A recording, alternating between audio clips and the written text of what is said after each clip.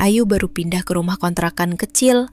Malam itu, sekitar jam 12:30, saat dia sudah rebahan, tiba-tiba terdengar suara. Ayu. Suara itu datang dari arah dapur. Ia diam, menunggu. Lalu terdengar lagi. Ayu, sini bantuin mama, nak. Suaranya mirip sekali dengan ibunya. Padahal ibunya tinggal jauh. Dengan suara pelan, Ayu menjawab, Ma. Ia berjalan ke arah dapur, tapi kosong, gelap, hening. Lalu suara itu terdengar lagi dari belakangnya. Ayu. Ayu menoleh cepat, tak ada siapa-siapa.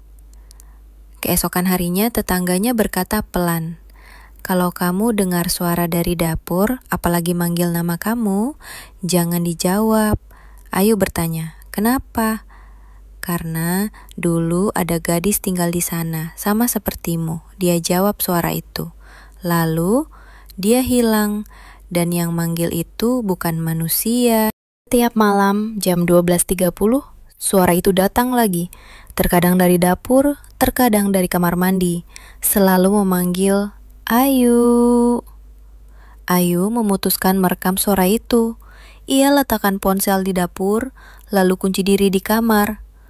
Pagi harinya, ia dengarkan rekaman. Di menit pertama, suara itu muncul pelan. Ayu, jangan tutup pintunya. Lalu, langkah kaki. Tarikan napas pelan, tepat di dekat mikrofon. Tapi yang paling aneh, Ayu tak pernah punya cermin di dapur. Sekarang, ada cermin kecil berdiri di atas kulkas. Dan saat dia menatapnya, pantulan dalam cermin menunjukkan dirinya sedang tidur. Padahal Ayu sedang berdiri menatap lurus. Lalu pantulan itu tersenyum. Malam itu Ayu tidak bisa tidur. Dia menutupi cermin dengan kain, tapi jam 12:30 kain itu jatuh sendiri.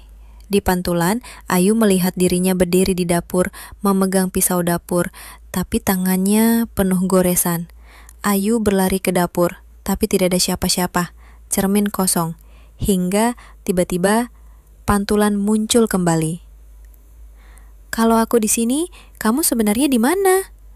Ayu terpaku, dan saat dia berkedip, tubuhnya tak bisa bergerak.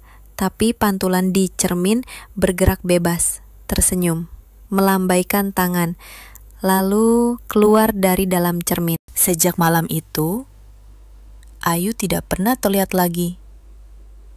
Tapi anehnya, tetangga masih sering melihat sosok yang mirip Ayu berjalan ke minimarket, buang sampah, bahkan menyapa orang.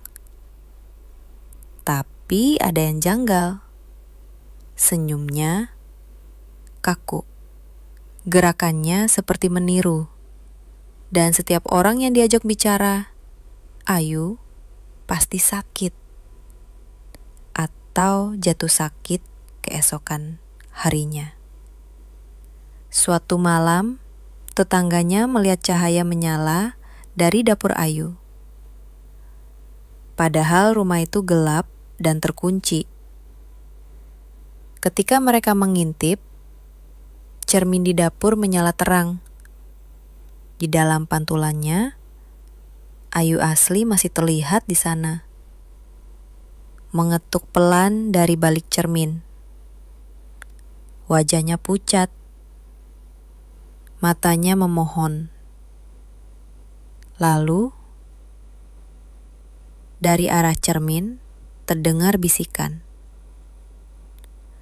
Bukan aku yang di luar. Tolong. Aku masih di sini. Tapi sudah terlambat.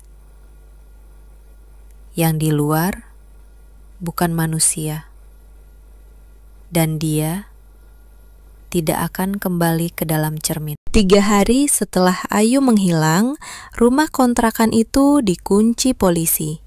Tapi satu petugas forensik masuk untuk menyelidiki. Ia membawa senter, kamera, dan sebuah cermin kecil di tangannya. Di dapur, ia mendekat ke cermin besar yang ada di atas kulkas. Tiba-tiba, kamera mati. Lampu meredup. Lalu, Ayu muncul dalam pantulan, menangis, mengetuk-ngetuk dari dalam. "Tolong!" Tapi, tak ada siapa-siapa di dapur.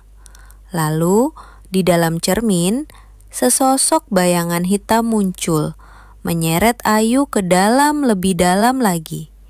Cermin itu retak. Petugas itu panik. Ia berlari keluar. Tapi sebelum melewati pintu, ia sempat melihat ke cermin kecil yang ia bawa. Dan di situ, pantulannya tidak ikut bergerak. Ia membeku.